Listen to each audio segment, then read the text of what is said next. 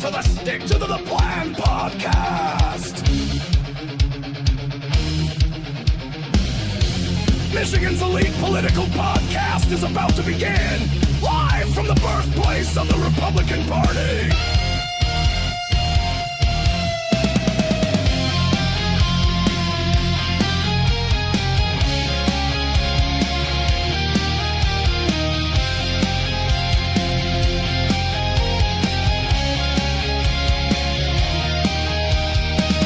Let's gather under the oaks like our forefathers did. Now more than ever, it's time to stick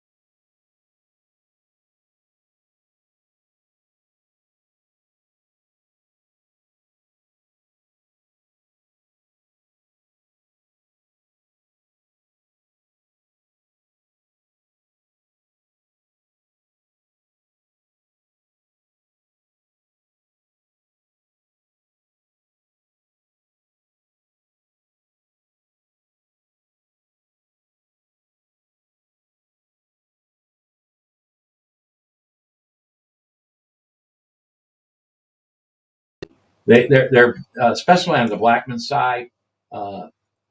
It's a busy department. They're answering complaints. Yeah. They're doing what cops are supposed to do. I do know Blackman. They're especially on the Blackman side. Good. We do that about Rumbles every week about that time of the show. Rumble on me and turn my microphone on.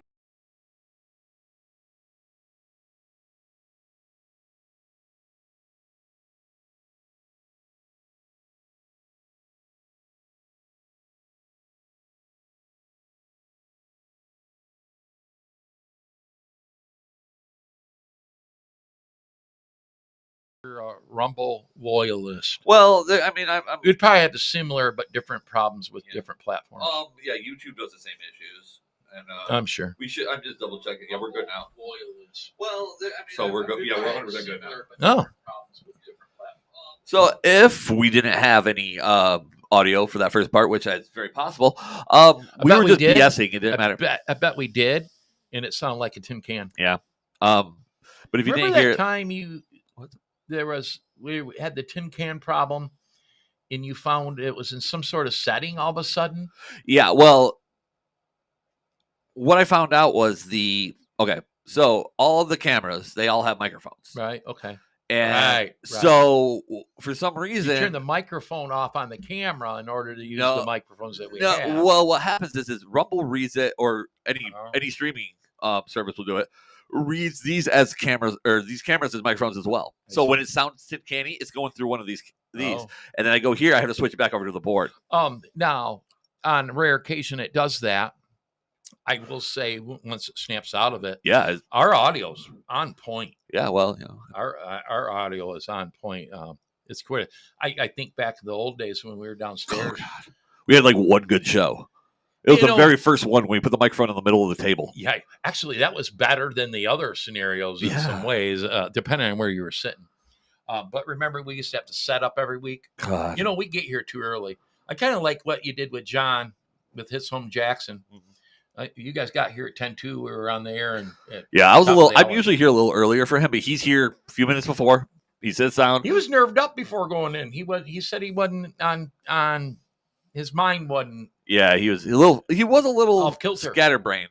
And that's not very. He's usually very. That wasn't very Johnish, right? No, I don't know. No, he did great. He does. Yeah, I think it helped a ton that a lot of times if we have guests, they even like the Will Forgraves and stuff, they can't lead the show. Yeah, and John does a good job of leading the show, and you're good at leading a show, so you did. By the way, a Facebook memory came up last week. Yeah, of this being our second, we're in our second year right now. I don't remember us starting in October. I remember. I think I vaguely remember pre-Thanksgiving.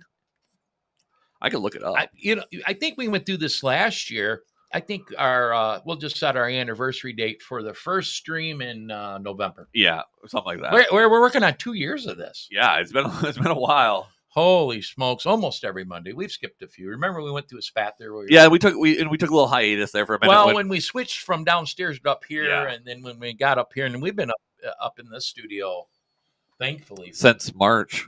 Oh, so what are we on? 6 months? April, May, June, July, August, September, October, 7 months. 7 months. Well, that's been nice. Yeah. No, you're telling me. Yeah, because you would have to haul all that stuff in with your stick and everything. Yeah. And then I had to go back home and reset up for my stream that night. And then you stream Grandma's Boy often from the East Side studio. Yeah. The morning ones, I come in. Although you used to come in. Yeah, well, that's because I was doing like 3:00 in the afternoon for a while.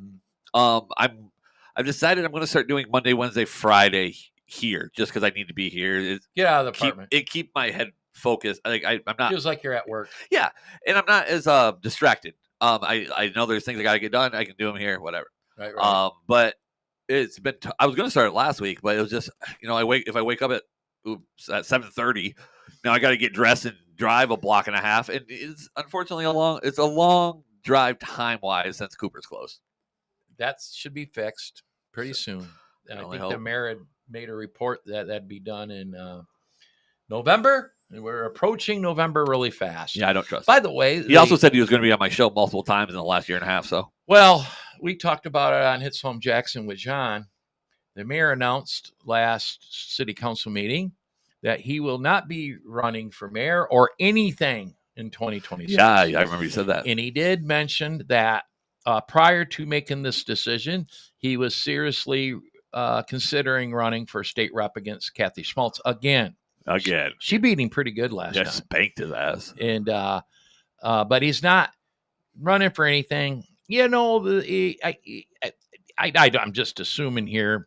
You know, a lot of tragic things have happened in the family with the niece, right, and all that. And you know, though, he is thin-skinned. Oh man, I have seen him. He takes public comment personal. Yeah. And some of it's deserving, but then I've seen times where it was absolutely, where the hell did that come from? You know, I sit on board and we have public commenters, and it's nothing. But that's stressful right there. Yeah, that's stressful. Very stressful. But no, you just sit there and take it. I've never seen anybody respond the way he does. He'll go off. Are you saying that maybe there's certain people, specifically from certain backgrounds, that have impulse control issues? You don't have to answer that. We did discuss that prior to the stream. I tried to trick you. Yeah. No, I've seen it, but like John and I were joking. So he's got 400 some days left in his term as mayor. Yeah, he has nothing to lose. No, it is going to be fun to watch. I mean, fun unless you live in the city. Like I said, I am not. I can't say in 400 days I won't attend a city council meeting, but I don't normally attend city council meetings. It'll be nice just to watch it on YouTube and watch him get mad at Will and John King and John Like. And I mean, what is he going to You really don't like John's.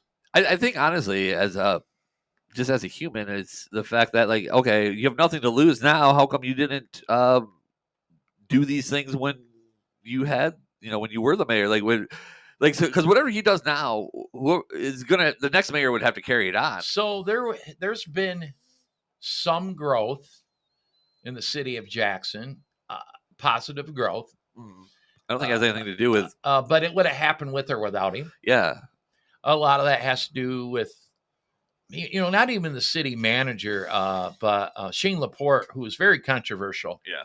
To many. He knows how to get shit done. And but I was in Kalamazoo a few weeks ago. I hadn't been to Kalamazoo in years. Yeah. Downtown. And the same apartment complexes being built here are being built there. Oh, yeah. It's not exclusive to the city of Jackson. That would have happened with or without whatever mayor there is. And they're It's very just similar cities. Urban growth, housing shortage, the whole whole thing.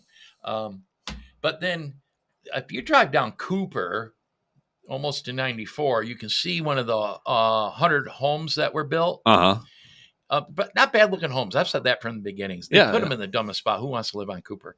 But right next to the 100 home built before you get to the PS Food Mart is one of those homes that a developer is building 100 or 200 of them, a whole bunch of them for rentals. Really? They're little bungalows. And that was just somebody out investing in new housing in Jackson to expand the rental base. Yeah. And it's supposed to be like mostly an east side project. So it must be Cooper running west towards the hospital. Okay. But they're chipping away at this housing problem. Here's the thing. I hear the rents in some of these places, or if you buy one of the 100 homes projects, the payment hovers a couple of grand a month. So, well, and that's I think that's a pretty typical thing. Rent is so high right now. I know. I mean, when I was looking for a place, you can't afford the move-in costs. They need first month's rent, last month's rent, and deposit, which is pretty typical. But when it's $4,000, right? You're right, Kevin. So let's say you find a reasonably priced rental at $1,200 a month. You got to have 12 the first month.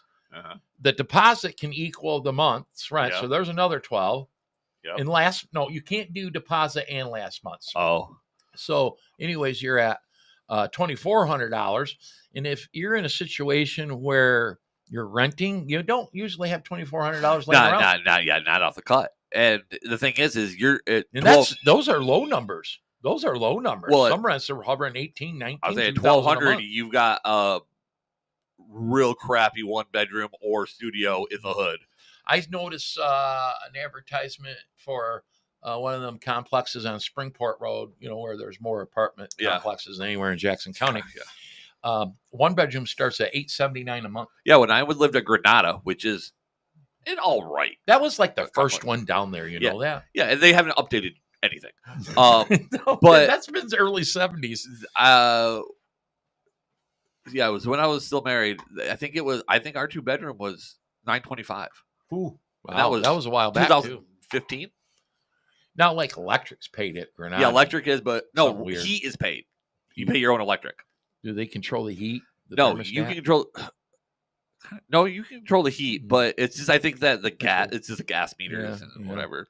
But you paid your own electric, so you had the AC unit, but you paid for it. If you make less than $72K a year, and you have $3,000-$4,000, you can get into a $250,000 home with government HUD assistance. I don't know. A lot of these people, you got to have good credit. Right. That's the problem. A lot of these people run around thinking they need to rent, and there's pretty easy options right now to buy homes through MISTA assistance. Okay. $10,000 down that if you sell a home, you got to pay it back or whatever, all this crap.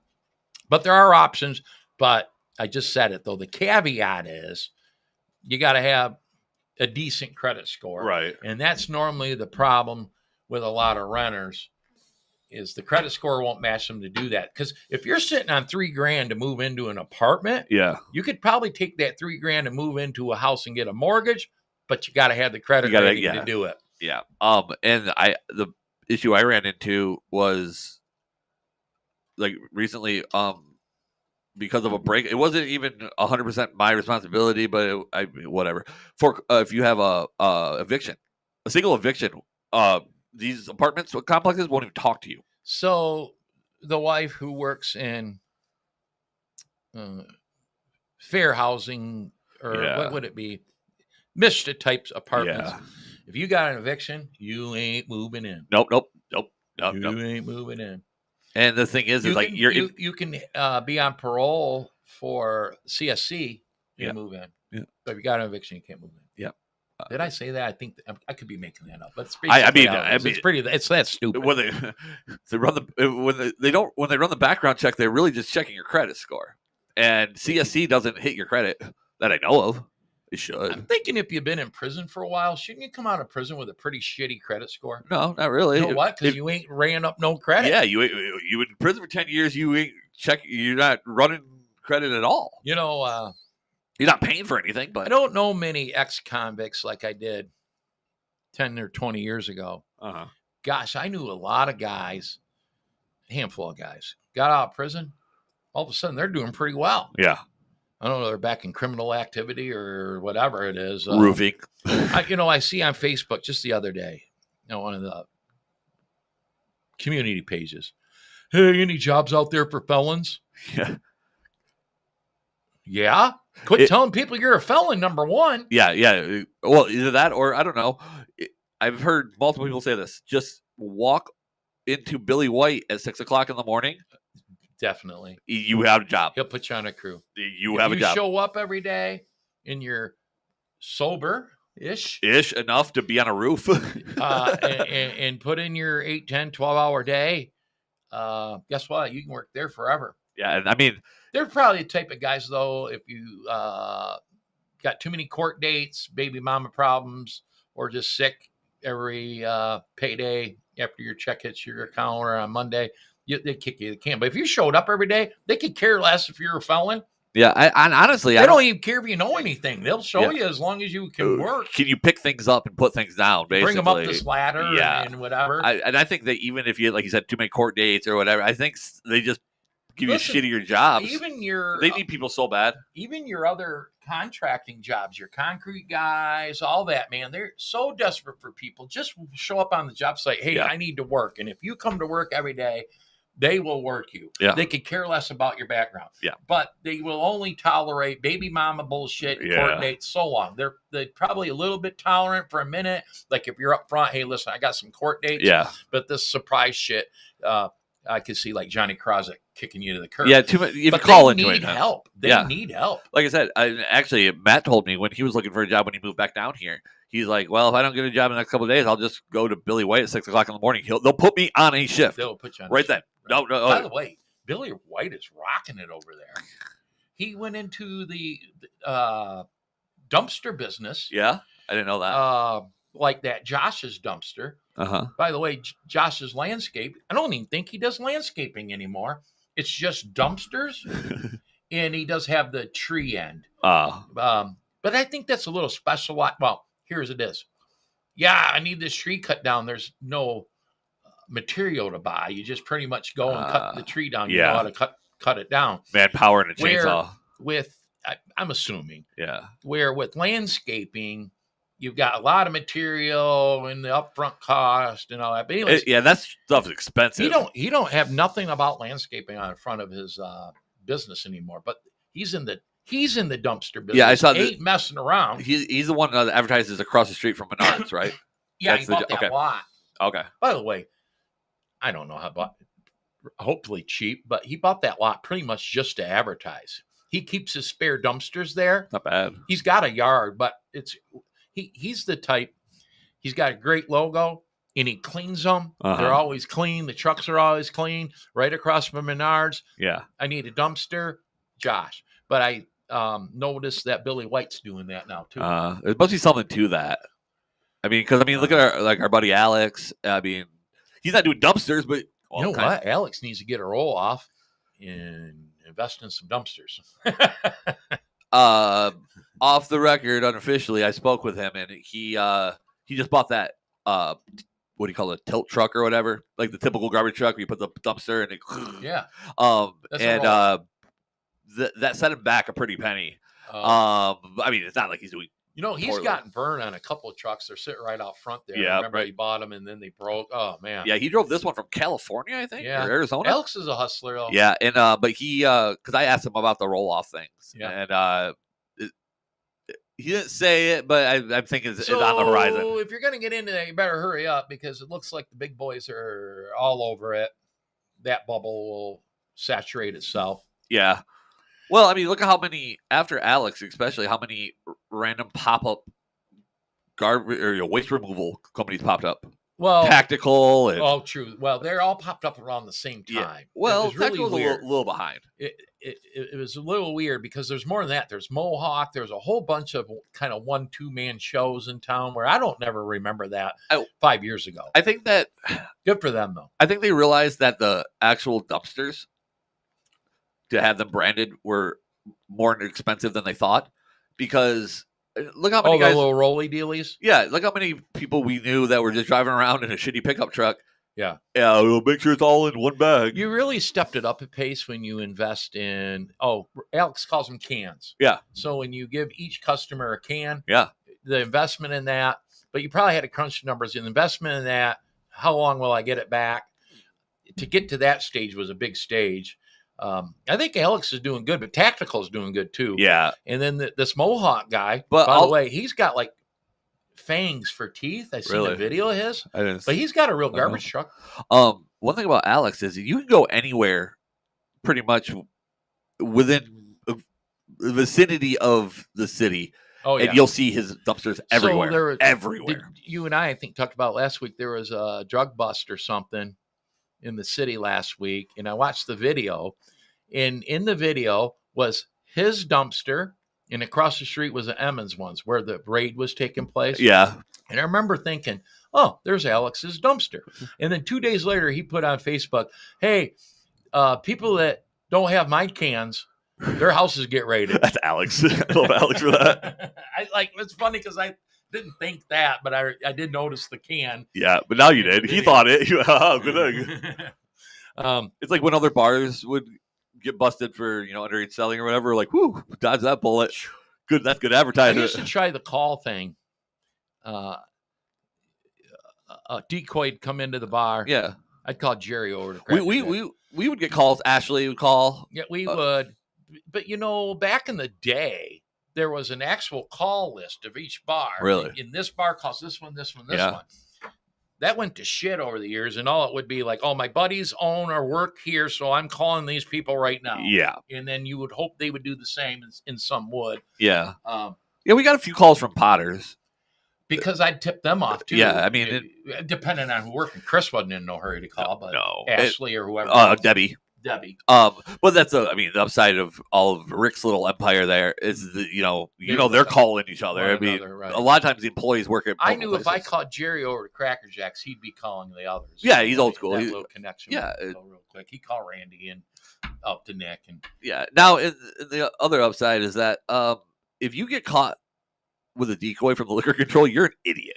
You are dumb. And it happens all the time. They cannot display a fake ID. No. So by the way, we've seen experienced bartenders fall for it. Yep. And I don't know how. And they always look too young. And they always come up and order a Bud Light bottle. They always. And I think it's because usually Bud Lights are easy to grab and they're right there. Yeah. And technically speaking, if you pull it out of the cooler, we ran into that, they can violate you.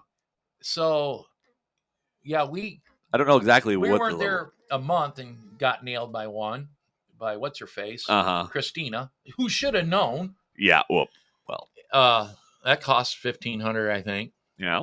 And then we were having the memorial for the crib death, Matt's crib death. Oh. And Tina. Yeah, Tina served a decoy in that, but they let us go because she hadn't opened it, or it was open it. It was like a temp. Yeah, she pulled out of the cooler and then checked his ID. They could have got us and didn't, and we got off on that. And then after that, we never got. I think we passed them. Other than one time, Brandy was super drunk and just ignored them, and so they left. Yeah, the only reason we passed probably is because she was too drunk to serve them. I mean, I know of at least 2 suspected, 3 or 4. Like they do, they just walk in and you look at them, you're like, oh, that kid is young. Oh, can I get a Bud Light bottle? Where's your ID? Oh, I don't have it. I've always said, or no, they always give you their ID, and then you go, and then you do the math wrong. Well, which is confusing. But they're horizontal. By the way, it is horizontal. Now there are situations where they don't 21. Have to be. My ex-wife, she only had an ID. She didn't have a driver's license, and it didn't expire until whatever year, like 2 or 3 years after she turned 21. So she didn't have to renew it. I remember making a rule: no vertical IDs under any circumstance. A lot of places, but you guys would played it by ear. If we knew of it, because there was a lot of 21-year-olds, 22-year-olds with the vertical IDs. A lot of people with IDs and no driver's license. So it's probably the same situation. Hudson's Grill, when that was open, absolutely no.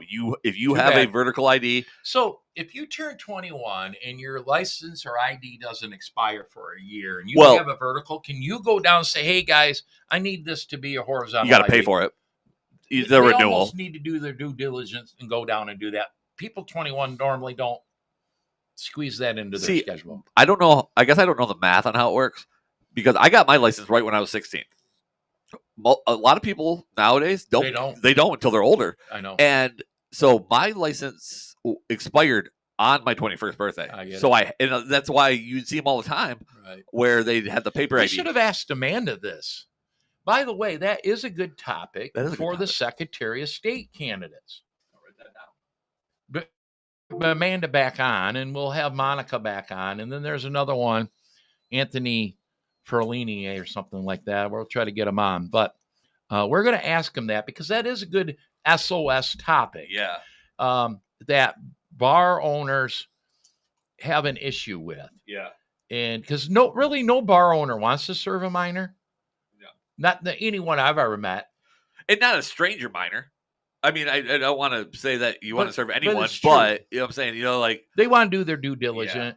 Yeah. That's why they trick the trick isn't that difficult. No. It really is idiotic when you fail this. Yeah. They cannot give you a fake ID. No, that's illegal. I've always said that. You remember working for Jerry, he would look at an ID and ask for their birth date and their horoscope and all that.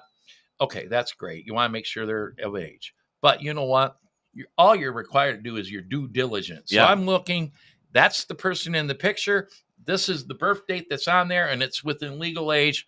That's your due diligence. Yeah, and the big thing is that's the other thing is a decoy can't present you that fake ID, like you said. So you can look at it, and all you have to do is see the date. And the fact that they have a fake ID means they're not a decoy. Right. So serve them their beer. You don't have to do diligent shit. Go ahead and serve them. I mean, you shouldn't. You should be responsible. Oh, but yeah, that's a good one. Well, we didn't have a lot of time with Amanda, although we did pretty good in that 40 minutes. But like you said, I was like doing the interview, and normally you're chiming in with pretty good questions, and nothing out of Kevin.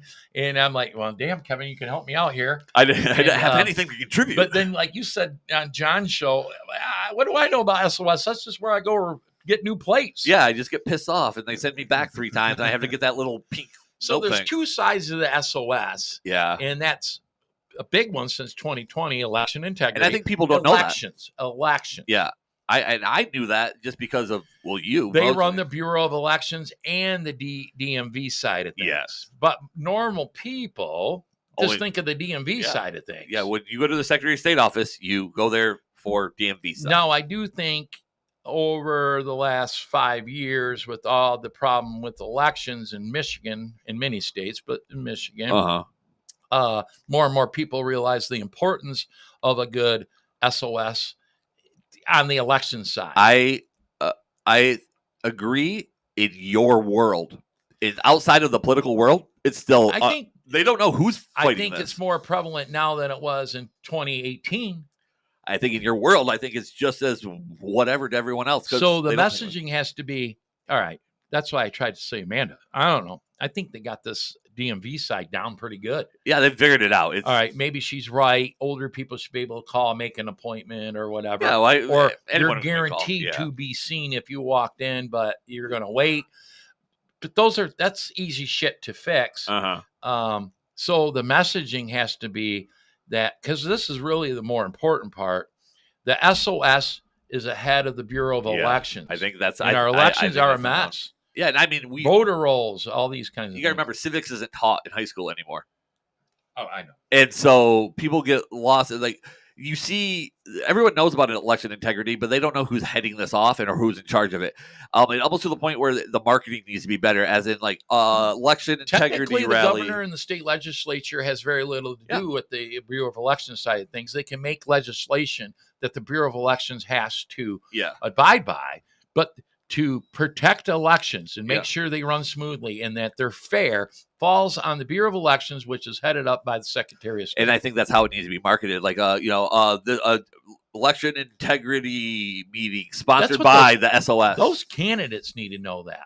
Those candidates need to start selling it like that. I think they don't see it just like you, where you're like, I think it's more prevalent. I think, in the political world, but not in the general. How many people voted for Trump in 2020 that aren't in the political world that are mad because they seen their election get stolen? It was all over the news. So more and more people, all they know is that they got robbed. They don't know who's in charge of it. Yeah, right? But the election gets stolen. They don't realize that it's not Trump or the president that controls that. Realize the Secretary of State in Michigan is in charge of that. Yeah, exactly. Right. They don't know. Right. Governor Whitmer stole our elections. Well, no, it was Jocelyn Benson. Yeah, probably by the hand of. I'm sure there was a meeting. Yeah, they're bubs. The three witches are. They get bubs. their nails done together or something. I don't know what women do. Oh, that was a horrible thought. Can you imagine being in that room with those three? Oh, by the way, I seen a Facebook post of Dana Nessel a few years ago when she was passed out at the Michigan State game. Yeah. She was all passed out. Forgot about that. And there was so someone posted that picture today, and said, "Hey, the Michigan State game's this Saturday. Make sure you get a safe ride home." Get one of those things. But I had to laugh at that because I'd forgotten about our attorney general passed out drunk, happened to be escorted out of the big house, I believe it was, at the Michigan State game. By the way, we go. I've been there. I understand. I feel it. Back then, you couldn't drink in the stadium. You had to get shit faced before the game. Kevin, you and I went up to a Michigan State game. You got shit faced in the car. Shit faced in the car, and then you got to go in and that was sneak or get sober in the next 4 hours. Yeah, well, that was the big. That was a Big Ten championship game, not the championship game, but like for the regular season. Kennedy hooked us yeah, up the regular season championship game. Yeah, that was a good game. Drink Irish whiskey in the car. We did. Yeah, we did. And then we went in the game. Did we stay the whole game? I think we did. We did, but then we didn't stick around for the trophy ceremony. And we're like, oh, why did we do that? Because we wanted to go drink.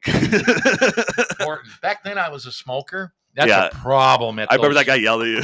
That is a problem at those kinds of venues. Man. They don't even have a at least when you go to like Tiger Stadium, they have like an area. I went to a Tiger game when I was in Florida in the winter in Tampa, and they had the little checkpoint. You can't take in any. It said tobacco, lighters, da da da da da. Right. So now I'd been to a bunch of Trump events. And I was always able to bring in my Rogues, right? Yeah. Because that's not tobacco. That is nicotine. Yeah. So I thought, oh, no big deal. So I emptied my pockets, throw in there, and she goes, "What's that?" I said, "It's nicotine. You can't have that in here." I said, "That's not tobacco." They didn't care. But she looked at me and she goes, well, you can throw it in the garbage or you can take it back there a little bit and get rid of it. Put it in your butt. Just they don't pat you down. No. And I played it safe because I'm like that, and I threw it in the garbage and went through the game. But anyways, smoking is a problem at those venues. Yeah. So what you can do with these, I've learned, you take 4, 5, 6 of them, throw them in your pocket, leave the can somewhere, and then you have your nicotine fix. The ones that I don't have one on me, but I was using the Mr. I have a little pocket lint. Yeah, the little Mr. Vapor ones. They have there's a little door on the top. Yeah. Uh-oh. We're good. There's a little door on the top, and you take the lid off. Now it's flat. You go through a metal detector. It's never going to beep. So these are all plastic now. And they first came out, they had a metal lid. Yeah. But I took them on an airplane. They'll let you on an airplane. Oh, yeah. Yeah. Oh, yeah. When I was at... They just don't like lighting up a cigarette. When I chewed tobacco, they let me go on the plane. So I think that's a problem because a lot of tobacco users spit. Yeah. So anyways, the rule is no tobacco products. It's not tobacco, but they really, no, dude. Well, the problem is also it's technically not a tobacco product. They're not down with them either. Yeah, well, and I don't blame them. I wouldn't want it to be on a plane. It just smells like smoky bananas. But do you want that on a plane? No, not really. I don't want to smell anything on a plane. No, prefer not. Yeah, the That's best. why they got that little blower deal. Yeah, and even then, they don't work very well. Yeah. You haven't flown a whole lot. I flew right after 9/11 with a lot of we'll call them liquor store owners, and they do not smell good. Smell like curry, amongst other things. Yeah. Yeah. No. My last 2 flight experiences were okay. A little bumpy, one of them. Yeah, the worst thing about it is not the plane; it's the security and the not even the security. It's the pre-security being nerved up about the security. Dude, if you don't go to the airport ever, once every 5 years, it is stressful. Get dropped off. You walk in, you got to find out what gate you're supposed to be at. Big ass airport. Yep. You roam around, you find it, you wait and you wait. You want to get through security, which has been a breeze for me, other than leaving Tampa. You had to wait an hour and a half because whatever reason. That is the stress. The flying ain't the problem. No. You don't have to take off your shoes no more. I haven't flown since then, but I haven't either. I remember taking my shoes off. You just walk through in your socks, whatever. But But the other thing about in the airports, yeah, it's a big place. You could get lost, but actually the staff is a lot friendlier than you think they would be. Anybody that looks important, they'll tell you where to go. Yeah, or even if they don't, the dude O'Hare at the donut Airport. I did a layover at O'Hare. That's a bitch. O'Hare's a it's a bitch. I had a 45-minute layover. I barely made it to my gate. I was the last person to load the plane. I know people that fly from New York or fly to LA or back and forth, and they'll talk about how like LaGuardia and LAX, they'll fly in and out of a million times over O'Hare. So Detroit Metro's easy. There's 2 terminals. One's bigger than the other, but they're just straight lines. Upper deck, the big one has upper and a lower. Yep. You find out where you go, and it pretty much tells there's signs everywhere. Where O'Hare was around the corner, and they have these additions over here and over there. It was hard. My big very busy. My big issue I had with O'Hare was one time I had a connector flight. I flew from Detroit to O'Hare. It's and then I was in one terminal. I had to go to a completely different terminal, which I had to take like 2 trams and then like a van, and almost missed my flight. Tampa was kind of weird. I couldn't tell you. We had to get to the rental car place, and I think we were on an app. Yeah. And I was with a couple of dumbasses. I was the smart one of the bunch.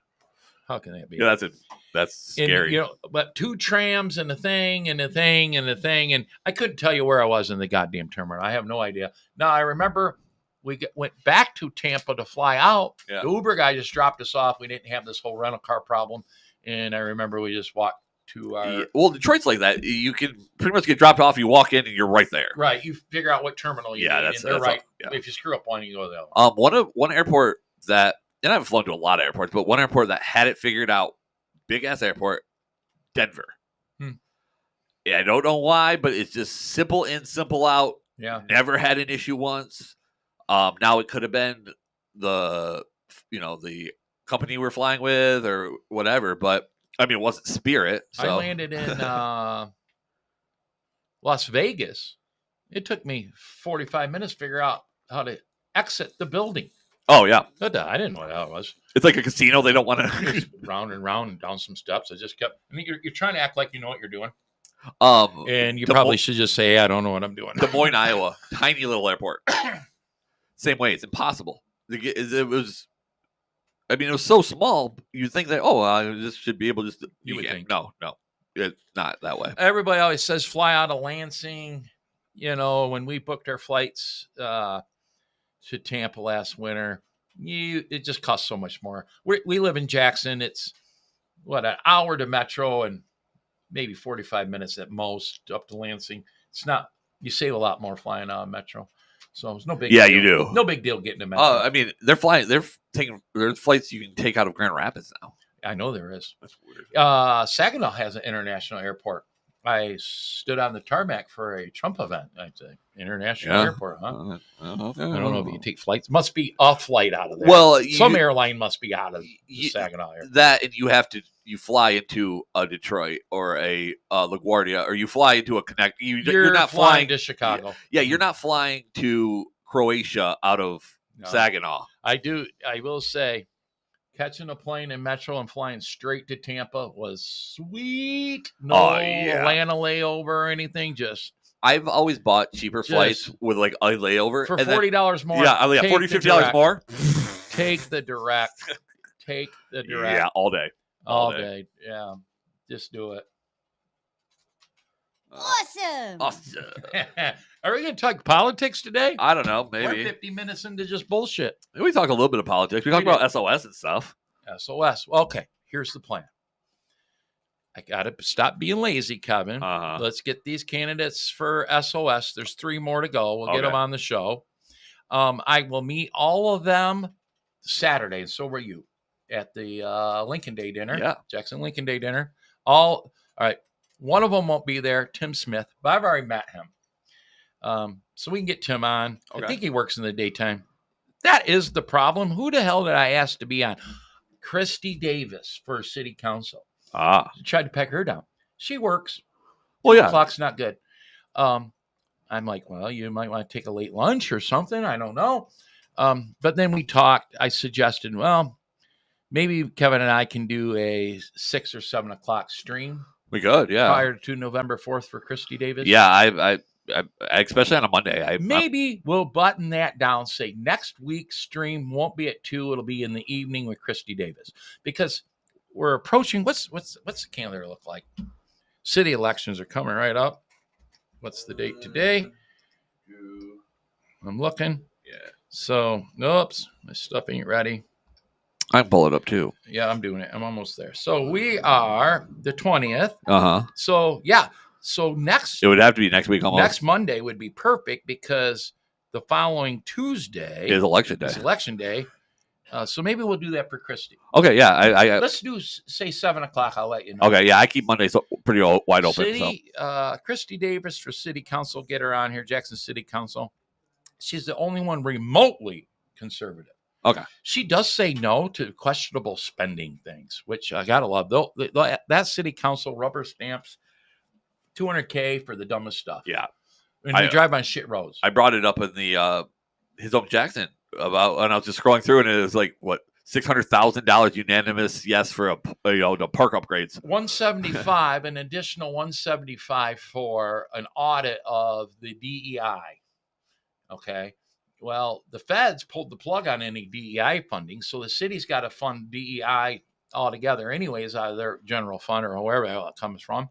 And they employ 2 people for DEI. Okay, I don't care what your opinion is, DEI. All right, it is what it is. But then they have the balls to come and say we need $175,000 for a second phase audit that's required in the world of DEI.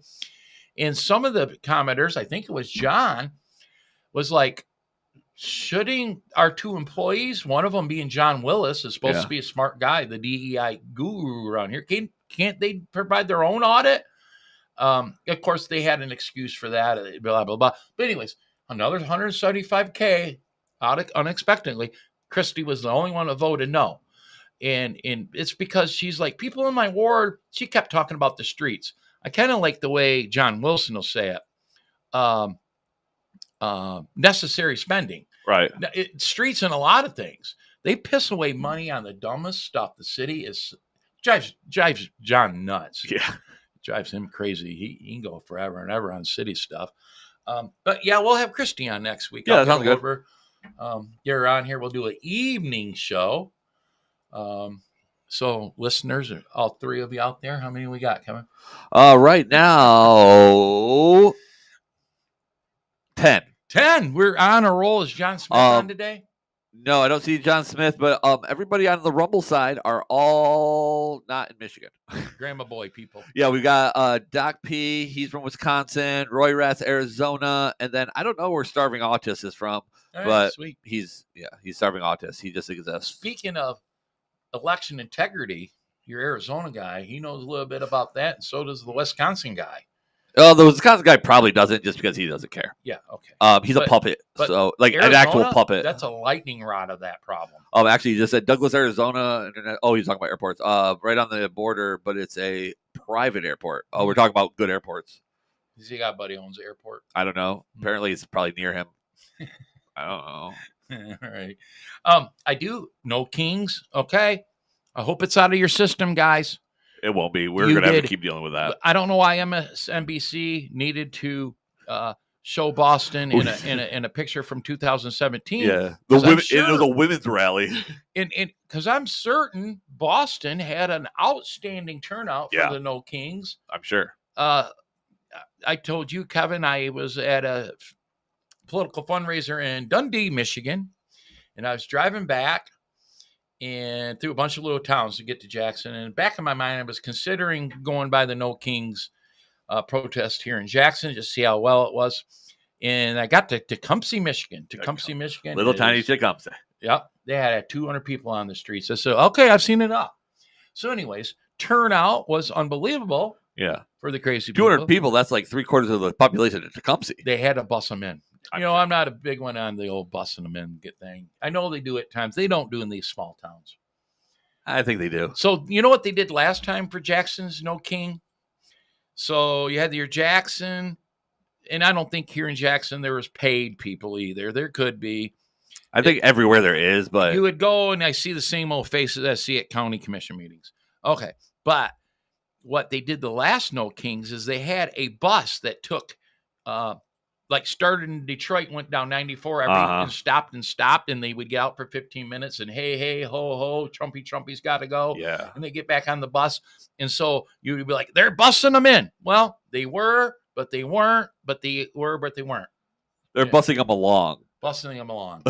Nothing that we wouldn't think of doing either. No, maybe, no. You know? But anyways, no reports of violence.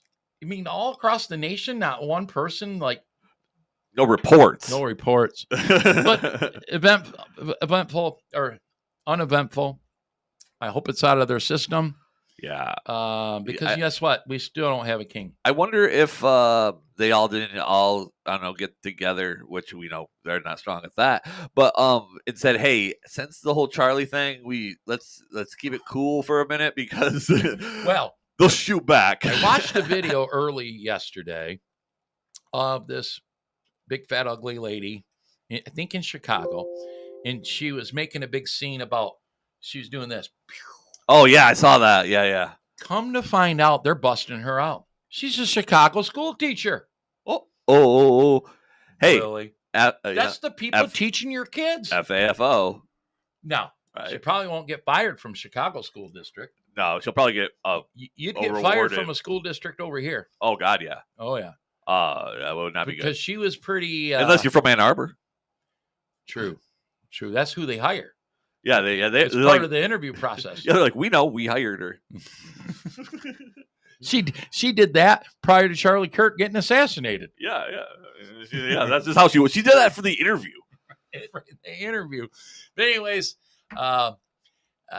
good. It's over. I don't know. What are they going to do? A third one now? I'm sure it'll keep going. They should do one in mid-January. That won't happen. Are you kidding me? Yeah. I got through the week. You guys going to do a counter protest? No. No. No. Oh, we have to work during the day. Even on Saturdays. On Saturdays you still. I really didn't care that they were out there. Good for them. Yeah. Good for them. We've done our own little rallies for Trump out here on the corner. Yeah. You know, good for us.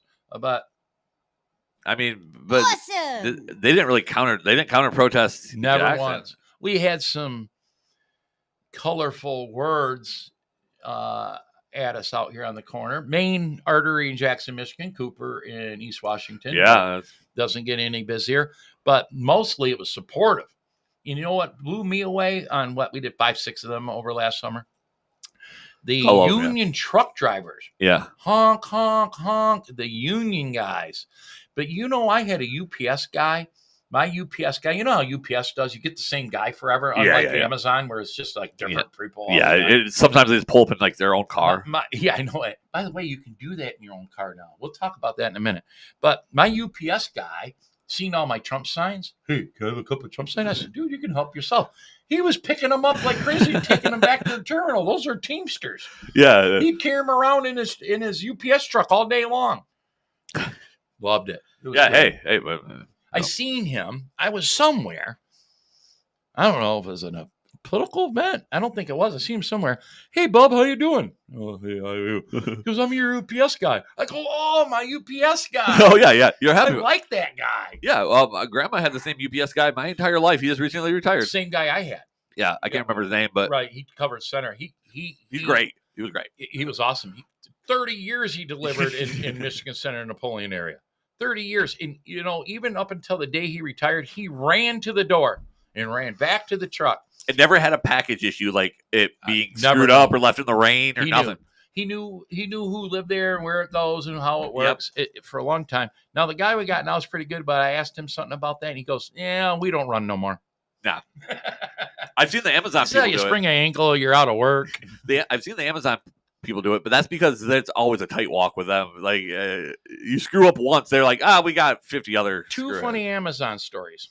Ever notice you see different Amazon trucks crossing one another in your neighborhood? You're like, can't they get the logistics down to better deliver? Okay.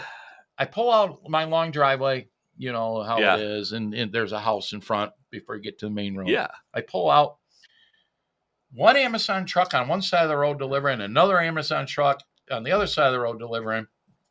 That's how weird their logistics are. But I hear they have like different hubs, different stuff comes into different hubs. Well, it all goes to Lansing, but the problem is they contract out a lot. They have their own Amazon vans. Right. But they also, if you notice, a lot of times you'll see just courier vans. They'll say like Amazon delivery real little. I just thought maybe they're short on vans and they're short on people. They're short on people. Amazon's not on much of a budget.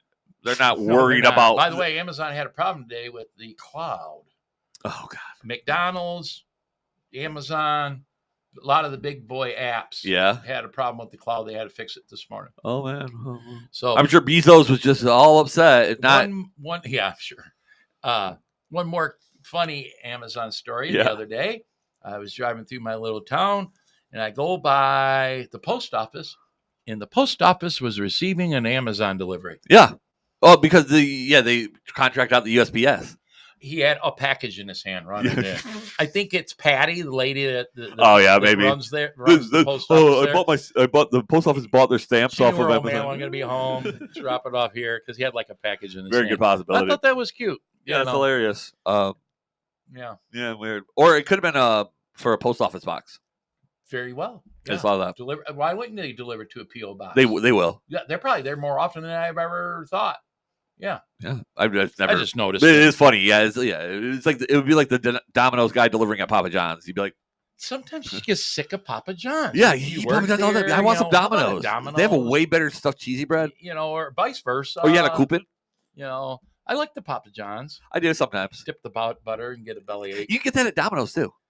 You can get it anywhere. Yeah, send some butter. But they just send it for you don't have to even do anything about it at Papa John's, and it's all right. I don't know, Ukraine. Well, I caught up a little bit before the Ukraine. You were talking about John Wilson. That reminded me because this is something that I'm real big on. Did you see this from John Wilson? Yes, but I've seen it in person. By the way. Oh yeah, this is ridiculous. So, check out the fall colors, and then he's like, Secretary of the Jackson GOP, Vanessa Malnix, has been fighting solar for several months in Springport Township. And Springport Township is just south of that. And I think she's had some success in her township, but that's 1,800 acres in Jackson County. Yeah. And where did it say it was at? Well, Kensington Metro Park, Southeast Michigan. It's in Parma. Oh wait, no, check out the fall colors. Okay, I read the wrong one. So just head west, and before you get out of Jackson County, you'll see it from the interstate. Now, I think I want to take a trip and take 99. I think it is there, and maybe go all the way around it. But I read up on that article. It's 1,800 acres of solar, Jackson, Michigan. What I'm wondering is, says it creates 125 megawatts of power. How much power is 33,000 homes? I wouldn't know what megawatts. Power is what? You can tell me 2 megawatts, a cajillion. I don't know. Yeah, it could be one. It could be a billion. But in the article, it says I didn't power 33,000 homes. Somebody put in the comments, where are the homes? So these are owned by companies that can sell that energy. It doesn't mean to anyone. It's going to power 33,000 homes in Jackson, Michigan. Right. It could be anywhere. It's an unsightful mess. Yeah, it's just ridiculous. Like, this is exactly what I'm talking about. This is the dystopian. Look beyond it. It goes way, way back there. Yeah, back over here, and that's huge. Disgusting. The only good thing here is that was all farmland. The generational wealth for that particular farmer. Good for you. You sell out, but I don't blame you. I don't blame the old guy. He sold out his community that he's probably been part of for many, many years. Yeah. I don't blame him. But it's also not his community in most situations anymore. Those people are dead or have left. Right. Normally, they're all died, and the third or fourth generation gets in and says, I ain't struggling with this farming. Let's cash out with some solar or wind is how that normally happens. And they probably don't live here, especially once they start getting the what did I read one time? $8,000 to $10,000 an acre. I believe it. What's 1,800 acres times 5,000? Yeah. Times 10, 1,800. That's banking, dude. Yeah, you're doing all right. Generational wealth. Generational wealth. And you get. I think that's a lot of times you get monthly payments for that. It might be per year even. I don't even who know. cares how they pay? They pay daily, yearly. I wouldn't, I do. I remember it was about $5,000 a month back when they were putting up cell phone towers.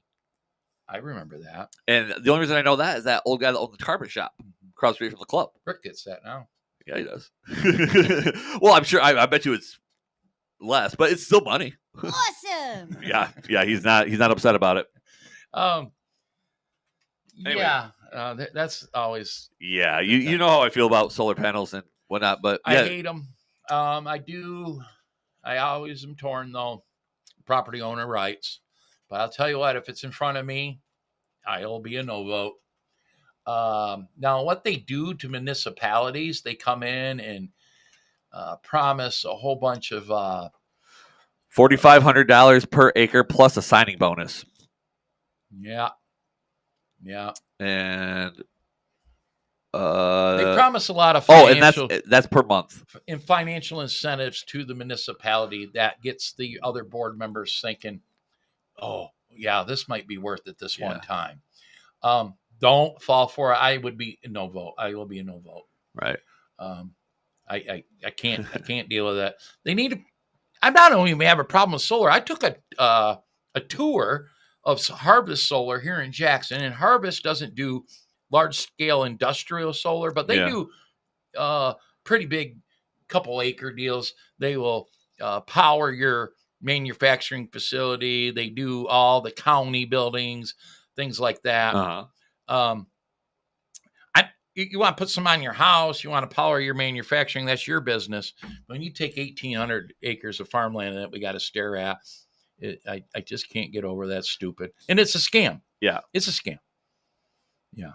Okay, I misspoke, by the way. It's $500 per month per acre.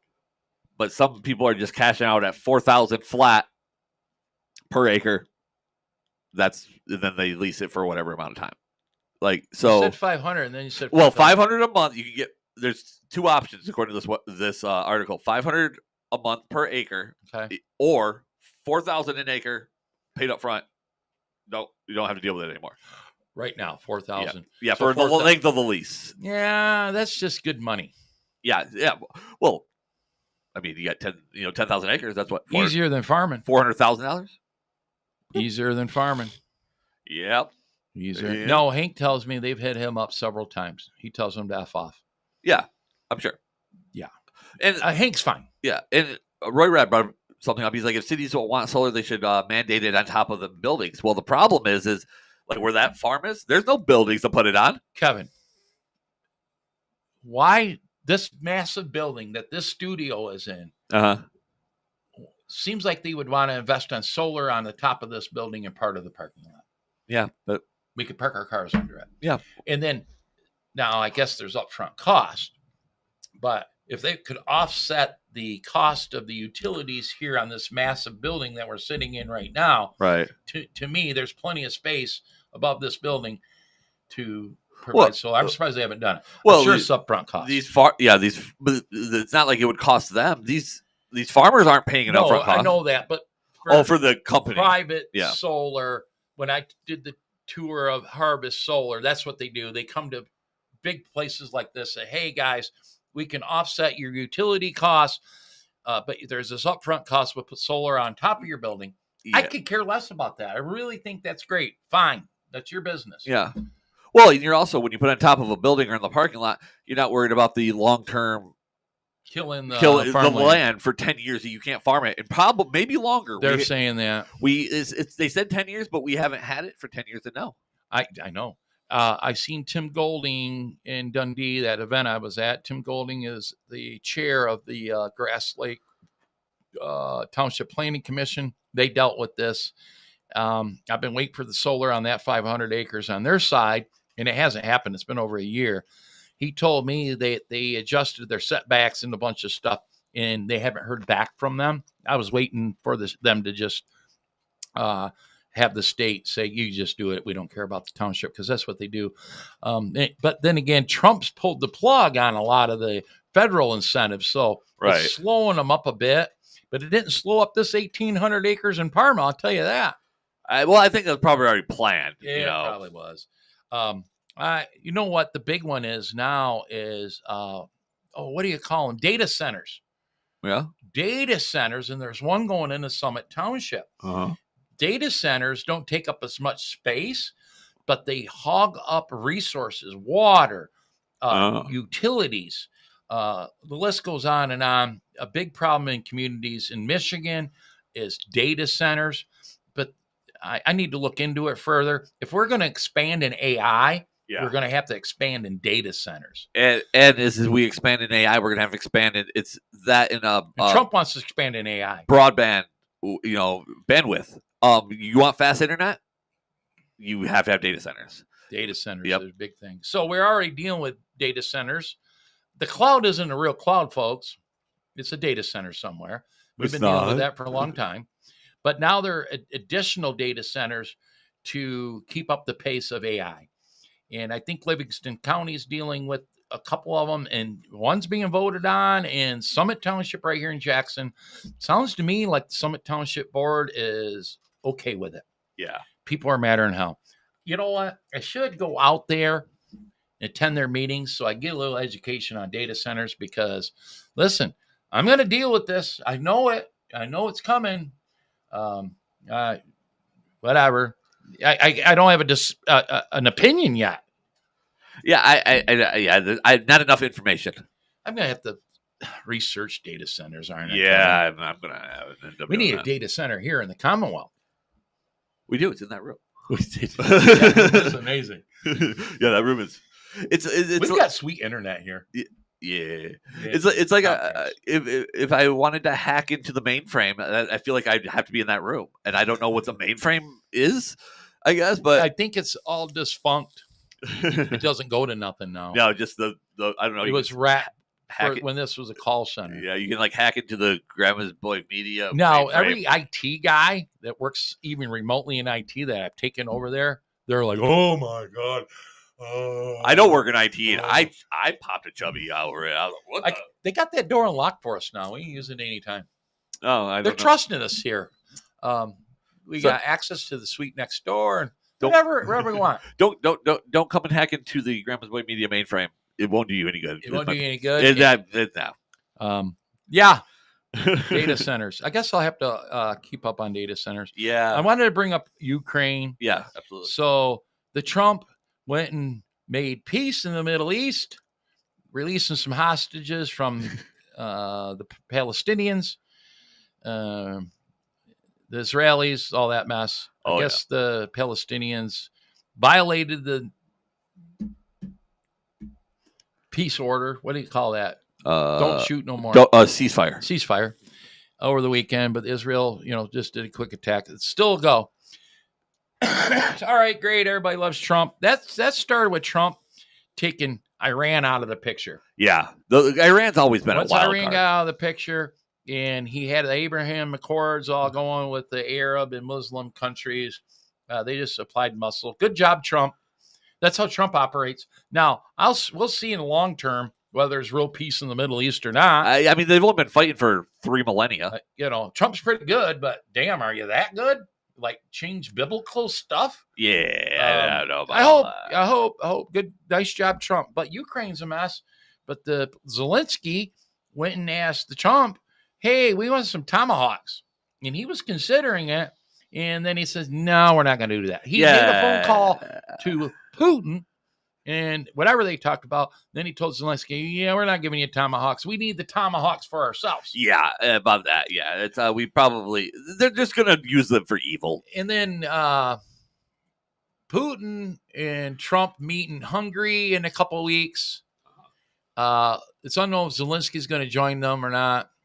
So we'll see what happens in Ukraine. That is going to be the Achilles heel for Trump.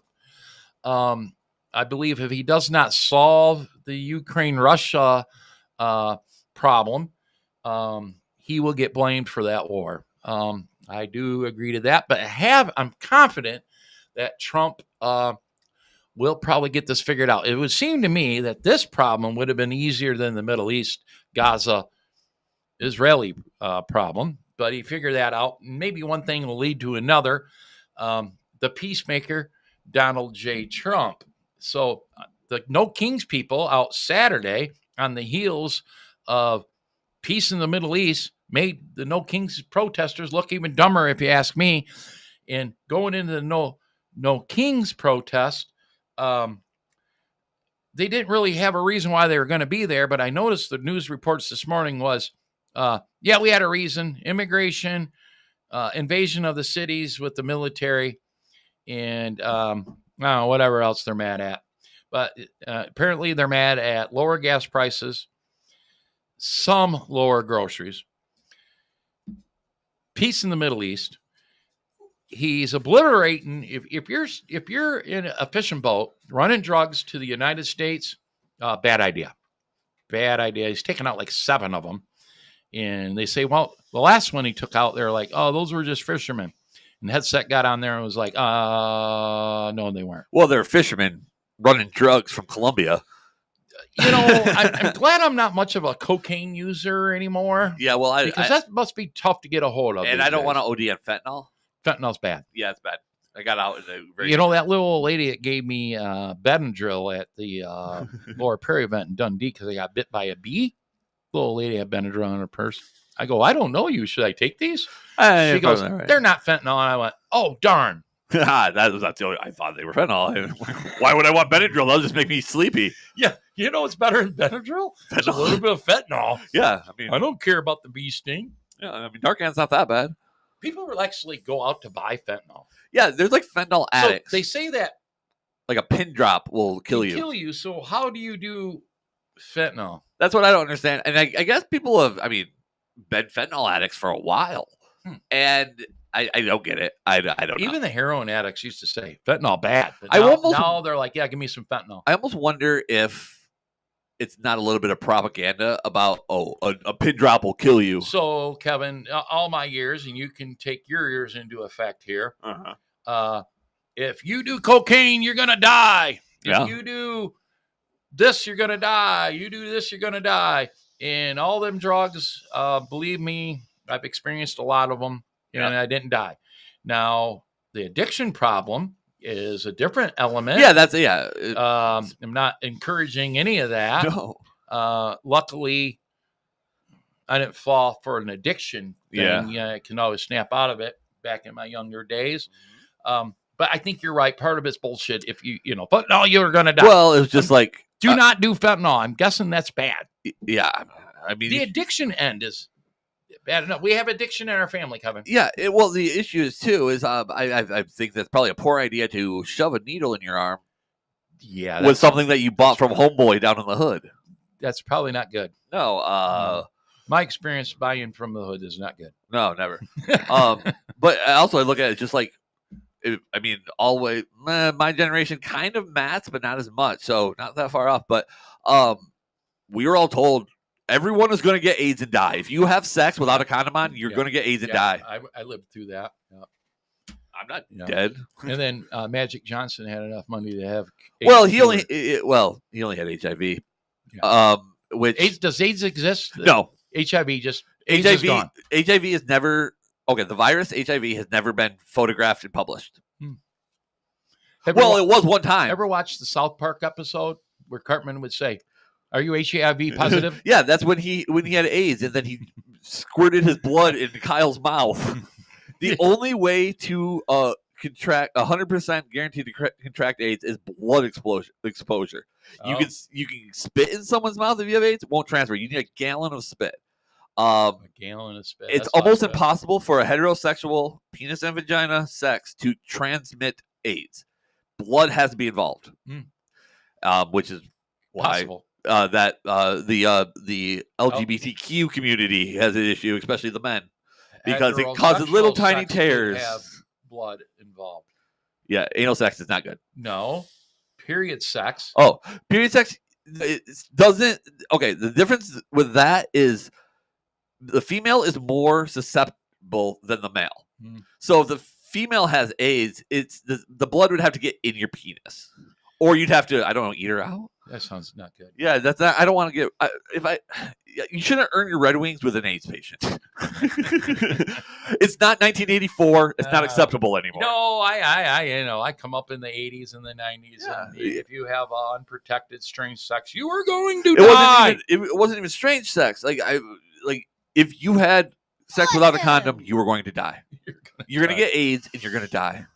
And I'm like, but I was sexually active on one person during that time, so I was safe. Yeah, and luckily we got through that. The two things I always laugh about. The reason I come up with this theory, it's not even a theory, but it's if you're in Detroit, you can see Canada, right? If you're a professional baseball player, you can damn near throw a baseball there. Yep. If you're in Detroit, you take an AIDS test, comes back positive. Oh, I have AIDS. Go across the little bridge there. Go into Canada, take an AIDS test. It can come back negative. Different countries have different specifications that you have to hit for it. And so you're like, that's a little sketchy. Probably same thing with COVID. Well, there's a wrap up to this. The other thing I always laugh at is, do you know who was in charge and kind of created the AIDS scare? This little guy that we've all heard of, The Anthony Fauci. fucking Fauci. Fauci. Isn't that funny that there's all these weird He got by a bunch of medicines from his buddies. Yeah, you can't take, but not ivermectin because his buddy doesn't make it. Oh, by the way, they're saying that ivermectin cures everything, Kevin. The parasites. They're looking at ivermectin, and I know somebody that's been taking ivermectin as a MS. I know where to get ivermectin. You should the veterinarian. Where would you? Why wouldn't you just start taking it, Kevin? Because I've been doing the research on it, and it's not. I don't need to take any more medication.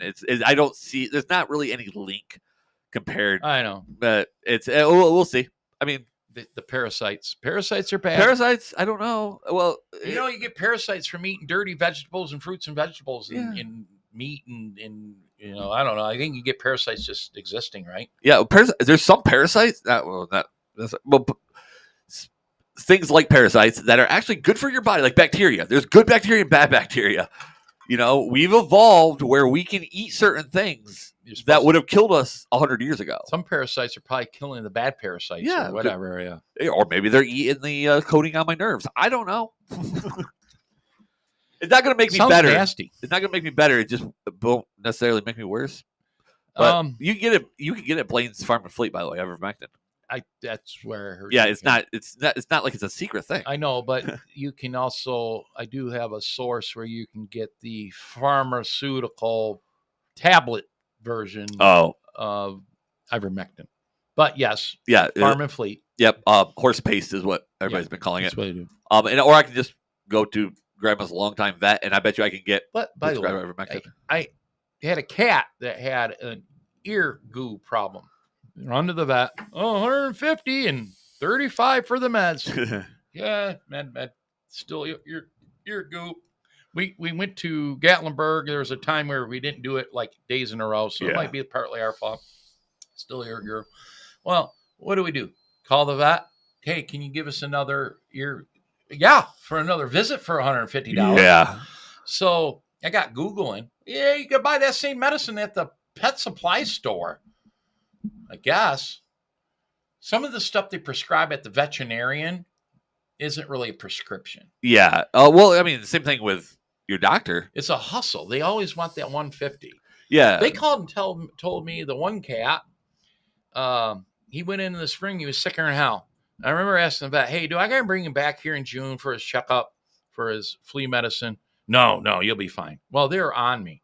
I'm like, listen, not only that, the trauma on the cat, traveling there, shoving them in a box. Especially that one, is not good. You're not out for the well-being of the cat. No, they do not care. They really don't. Vets have changed. I mean, they kind of care, but it's about the money. I mean, doctors are the same way, but vets. I mean, I know like Grandma's vet, longtime vet down in Little Tompkins Center. Is he still down there? Yeah, he doesn't run his clinic anymore. Only old patients he's always worked on. No new patients. Yep. Well, he was always a farm vet anyway. Yep. He'd go out to farms, and but he's always very much. You see where our old friend Kayla, what's her name, has a sick horse. It's something with his eye. That got some colic. She was real worried over the weekend about the. He's and been what, sick. pooping? He's old. Yeah, I see that. Yeah, he got something. He heard he had She it. spent some money on that horse. He had some injury on his eye. She's got it to spend, I guess. It was a big thing, and spent all this money, and then she's had the horse since she was like 16. I hear it's like 14 or 15. Yeah. So I think she said she was 16 when she got the horse. So Michigan politics, yeah, Michigan politics. and then we'll get out of here. Okay. All right. I'm real concerned, but I don't know. I'm gonna get off here. I think I'm gonna call Commissioner Kennedy. Call him to see if I would look like an idiot to go to the county commission meeting tomorrow night and suggest with the $7.2 million that's been announced in extra road funding, if they can't lower the 70-30 split to 60-40. Yeah, you've been talking about that. Am I John? I don't. I'm the only one who thought of it. I don't. Does the numbers add? What the hell? I don't do that. I think it's people not wanting to ask, not knowing the economics behind it. Corey's gonna blow me off. Tell me it won't work. I mean, but it needs to be proposed. Maybe I should talk to the administrator first. He will definitely tell me to kick rock. I don't know. I'm about ready to take my 3 minutes tomorrow and say, "Hey guys, at least look at this." Should I show up, and that way they don't immediately poop on me? Something that we cut me off get in public with John. This is how they're doing the additional road funding. 8% reduction in revenue sharing to the townships. Marijuana tax increase 24%. And then what was the third one? We were just talking about it. Gas. Yeah. Roads. Gas. With the increase, gas tax. with the scheme, the shell game with gas, according to John, and I agree, you're paying about 6 cents more per gallon in gas tax. They just moved it and changed the names. And but repurposed gas prices are really nice right now. Yeah, they're not bad. They could be better, but we would save 6 more cents, maybe 4 more cents, 6 more cents, whatever. Well, 6 more cents would put us at like what, 275 ish. Bottom line, I don't see our roads getting better. I don't think we're significantly going to see in Jackson County with $7.2 million a significant change in our shit roads. Dad, how many governors have you seen in this state? And every single one of them has ran on fix the roads. So prior to the Whitmer, our roads weren't as bad. They kind of ignored them. The Snyder, whatever. But 8 years ago, it's been 8 years, the Whitmer ran on fix the damn roads. Yeah. She did fix the interstates. Cost us a gob of money on a loan. But they have ignored local roads. So $7.2 million is really a drop in the bucket, barely scratched the surface with this shitty Jackson roads. Yeah. I'd like to see some of that money trickle down to the townships. We're never going to find this 70-30 split with an 8% reduction in our revenue sharing. We're out 8%. Some townships, that's going to hurt. We'll absorb it in Leone. We're in the marijuana business. Yeah, there's money. Some townships, 8%. It's not good. I think our association, the Township Association, sucks. People look at me and my township like, what are you talking about? No, we need to look at how much we're paying them and consider getting out. What have you done? Yeah, the 8% reduction in revenue sharing should have been stopped by that lobbying group. No, I agree. They're not. I don't think they're doing what. How many townships? I don't even know how many. Google how many townships are in the state of Michigan. Yes, sir. How many townships? I've known the number before. Yeah, I think I've Googled it before. 1,240. 1,240. And that covers 96% of the state land, by the way, of the state's area. 1,240. Every single one of them probably pay into the Michigan Township Association for what? Yeah, for what do they what? do? What do they do? Oh, they sent me to Grand Rapids and put me up. No, we had to pay. The township had to pay for a 3-day. Why we shouldn't have solar, or why we shouldn't have rental inspections, or why we shouldn't have Airbnb inspections. Whatever. I could have figured that out on my own. I'm not happy. I don't. I'm going to get a phone call in the middle of the night. Is this Russell Jennings? Yeah. Oh, yeah. This is the Michigan Township Association. You live at 651 Napoleon Road? Yeah. Mm-hmm. Okay. Okay, thank you. Thank you. Oh, we're just verifying. Yeah, you're going to wake up the next day, there's a horse head in your bed. Right. What the fuck? By the way, a Republican state senator in Michigan revealed that handful of years ago when he was running for, I don't know, that seat or another seat, that some people hung a noose in his front yard. Oh, yeah? Yeah. It was me. He kept this quiet all the time. Brought it up because of the No Kings thing. Oh. I don't know. Because it was in political violence. It was relevant. Or he made it up. Yeah, that's what I'm saying. It's convenient. Yeah, I don't know this state senator to be too much of a bullshitter. He's not Jonathan Lindsay, though. Yeah. What would probably happen was he saw all the hubbub in the NASCAR garage thing, and he's like, "Oh, I'm going to hold on to that one." He's a white guy. So, let's get out of here. But we just talked about nothing for an hour and a half.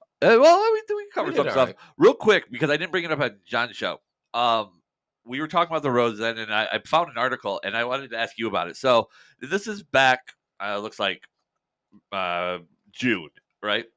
In the city of Jackson, the Honorable Mayor Mahoney or something. Where's the quote? A lot of people are saying blah, blah, blah, blah. Okay, at this rate, he was talking about how it would take 125 years to 150 years to fix every road in Jackson. So, John, they all do this. My supervisor does this. That's if you were to tear them all out, pour new curbs down to the dirt. Not mill and pave. They play that bullshit all the time. It would cost way too much, and it'd take 125 years. Okay. Part of this is correct. Even a mill and pave, if they were to pass a millage or find the money somewhere to fix every city road, would take quite a while. Okay. Plus, you even find contractors to do it is a problem. All communities have extra money. There's going to be a lot of road construction. Yeah, I don't know how you're going to find contractors. I think that's you're correct, but incorrect in the fact that, well, guess what? When there's hurricanes, contractors flood. When there's work, contractors flood to the area. You're right. When I was in Florida over the winter, you know how many gutter guys there were? Oh my God, yeah, roofing guys, brand new trucks, roofing and gutters.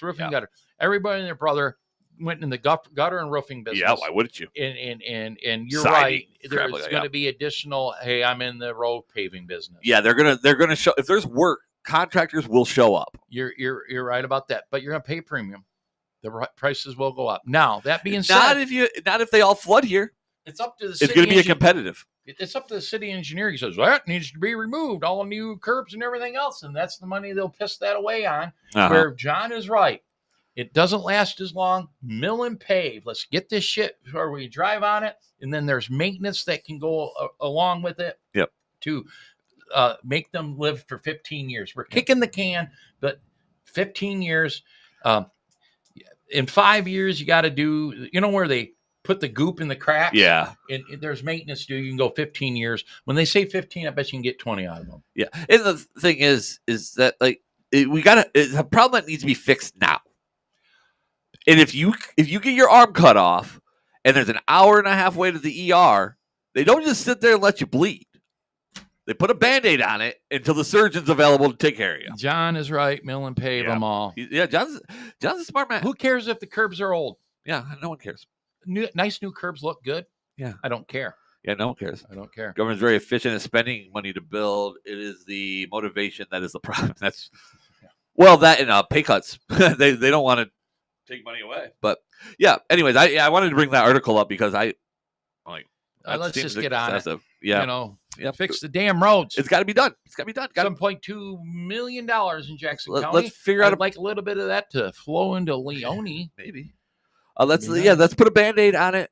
That gives us 15 years to figure it out. Now, even if they reduce the from 70-30, the cut to do our roads down to 60-40, Leone still won't participate. They're mad. But it's a good suggestion. It's a starting point. Yeah. I don't know where the math lands on that. I don't know either. Actually, Corey's a good one to talk. I'm sure he can tell you the math. Oh, I meant to call him this morning. I didn't have it in me yet. All right. Well, next week we're doing a show possibly at some announcements. 6 or 7. Okay, I'll go ahead. Sorry. But yeah, next week let's plan on 7:00. Okay. With the Christy Davis. All right. November 3rd, Tom Leonard on the show, governor for candidate. 2 weeks. 2 weeks. November 3rd, we got one booked. Yeah, so does that mean we got Christy next week and then we go into Tom Leonard? Yeah. I'm glad we talked about that with 2 bookings in a row. I'm glad that we brought that up because we were talking about, we have to get Christy on next week. And I'm like, because the day before election, well, we have Tom Leonard on. So okay. That was a good call. Leonard. Good. We figured that out. In the studio. He's coming to Jacktown where we get down. Ayo. November 13, under the Oak Speaker Series with candidate for Attorney General, our buddy Doug Lloyd, in person. $12. We'll give you some pizza and a beverage, and you get to hear from the Doug Lloyd. I should probably squeeze in one of the SOS candidates then too, because my goal is to get all the 8G candidates and all the SOS candidates in here for Speaker Series before the March 28th state convention. So I might have to double that up. Doug Lloyd can take up a whole hour, though. Yeah, he did it before. Yeah. Lincoln Day dinner this Saturday. Yep. Tickets are still available. They are running low. We had to add some tables, Kevin. That's not a bad problem. But for $35, a person can come to the after party. And Kevin, you've ever seen the videos? I've seen the videos. We played them on here. We played the one video on here. Yes. Jackson knows how to party. Yeah, it's well, yeah, and that means even the GOP knows how to party. Yeah. So, anyways, if you buy a ticket for the dinner, that starts at 6, actually at 5. That includes the after party. But if you want to be a cheap ass and just pay $35 to the after party, that's fine. That's cool. There's unlimited tickets for the after party. The only reason there's limited tickets for the dinner is there's limited chairs. Yeah, and we have to order the dinner. It doesn't just show up. We got to order the dinner. So Lincoln Day dinner is a good time. I'm very pleased that ticket sales are really good and a lot of sponsors. I'm still looking for somebody to sponsor our bartenders for $200. $200. I found a sponsor for the dessert table, a sponsor for the after-hour pizzas, and a sponsor for the DJ. I would like to have somebody step up and say, here's $200, the cost of the bartenders. Hell yeah. I think I'll find one. Are they hot bartenders?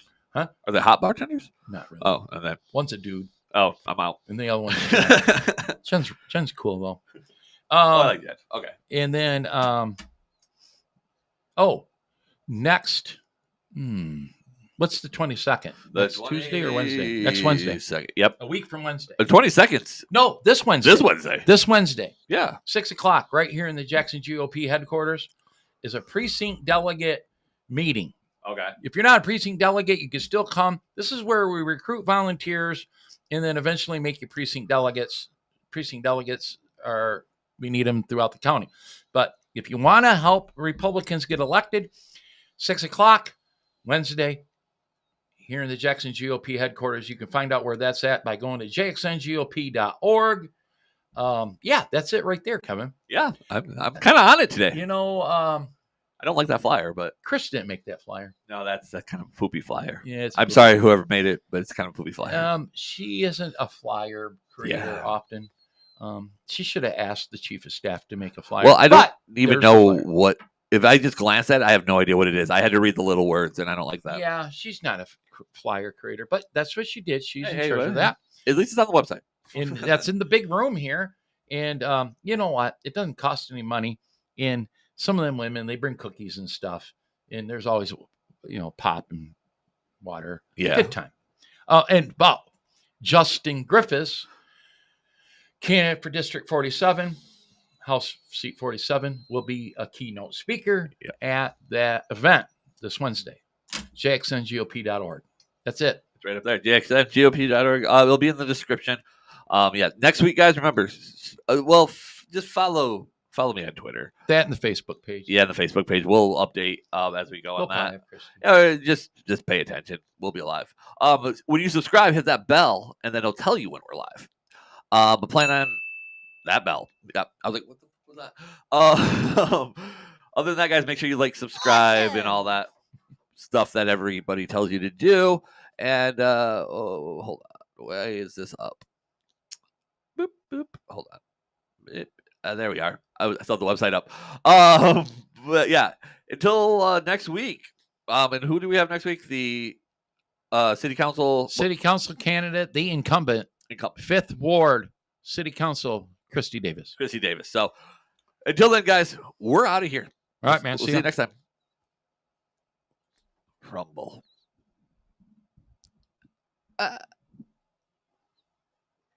Right, and we're out of here, guys. See ya. Must be Todd wasn't watching the show. He's calling. Rumble's not cooperating.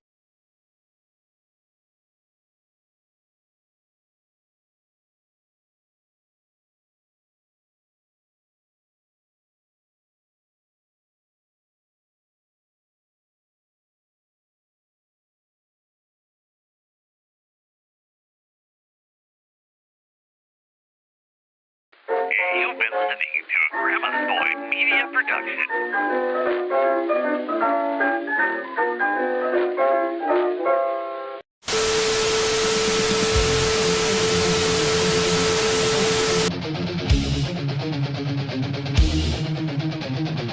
Welcome to the Stick to the Plan podcast. Michigan's elite political podcast is about to begin, live from the birthplace of the Republican Party.